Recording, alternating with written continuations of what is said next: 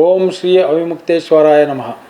ಹೊಸಕೋಟೆ ನಗರದಲ್ಲಿ ಚೋಳರ ಕಾಲದಿಂದ ನೆಲೆಸಿರುವ ಅವಿಮುಕ್ತೇಶ್ವರ ಸ್ವಾಮಿ ಬ್ರಹ್ಮರಥೋತ್ಸವ ತೇರು ಹಳೆಯದಾಗಿದ್ದು ಈ ಬಾರಿಯ ಜಾತ್ರಾ ಮಹೋತ್ಸವಕ್ಕೆ ಮಾನ್ಯ ಶಾಸಕರಾದ ಶರತ್ ಬಚ್ಚೇಗೌಡರು ಹಾಗೂ ಅವರ ಕುಟುಂಬದವರು ಕೋಟ್ಯಾಂತರ ರೂಪಾಯಿಗಳನ್ನು ಖರ್ಚು ಮಾಡಿ ಹೊಸ ತೇರು ಮಾಡಿಸಿದ್ದು.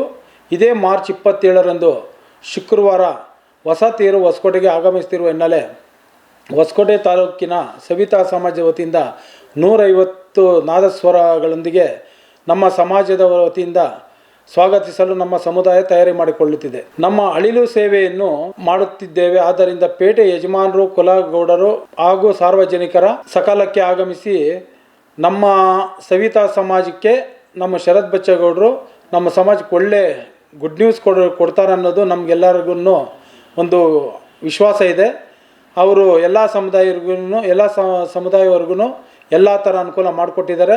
ನಮ್ಮ ಸಮುದಾಯದವ್ರಿಗೂ ಒಳ್ಳೆ ಗುಡ್ ನ್ಯೂಸ್ ಕೊಡ್ತಾರೆ ಅಂತ ಅಂದ್ಬಿಟ್ಟು ನಾವು ತಮ್ಮಲ್ಲಿ ಮನವಿ ಮಾಡಿಕೊಳ್ಳುತ್ತೇವೆ.